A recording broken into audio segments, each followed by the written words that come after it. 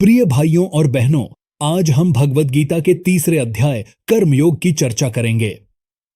भगवान श्री कृष्ण अर्जुन को समझाते हैं कि इस संसार में कोई भी कर्म से मुक्त नहीं हो सकता। जो लोग कर्म से दूर भागते हैं वे असल में अपने कर्तव्यों से विमुख हो रहे हैं। कर्म ही जीवन का आधार है और हमें बिना फल की चिंता किए अपने कर्तव्यों का पालन करना चाहिए। श्री कृष्ण कहते हैं, कर्म ही आपका धर्म है और कर्म को फल की इच्छा से मुक्त होकर करना ही सच्चा योग है। यह हमें सिखाता है कि मनुष्य का धर्म है कर्म करना, परंतु उसके फल की आसक्ति में बंधे बिना।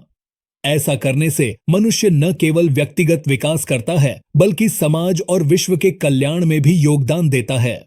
भगवान कहते हैं, यज्ञ, दान और तप ये तीनों कर्म उच्चतम हैं और इन्हें छोड़ना पाप है। इन कर्मों के माध्यम से ही मनुष्य को अपनी आत्मा का साक्षात्कार होता है और वह सच्ची शांति प्राप्त करता है। महत्वपूर्ण शिक्षाएं। 1. कर्म का महत्व। कर्म से कभी भागो मत, यह जीवन का आधार है। 2. निष्काम कर्म। अपने कर्म को फल की इच्छा से मुक्त होकर करो, यही सच्चा योग है। 3. समर्पण। अपने कर्म को भगवान के प्रति समर्पित कर दो और चिंता मुक्त हो जाओ।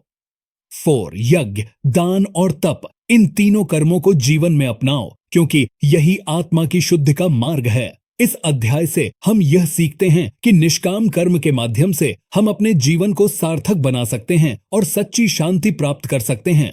आइए हम सब मिलकर इस दिव्य ज्ञान को अपने जीवन में उतारें और जीवन को सार्थक बनाएं। अगर आपको यह वीडियो पसंद आया हो तो इसे लाइक और शेयर करें और हमारे चैनल को सब्सक्राइब करना न भूलें। धन्यवाद।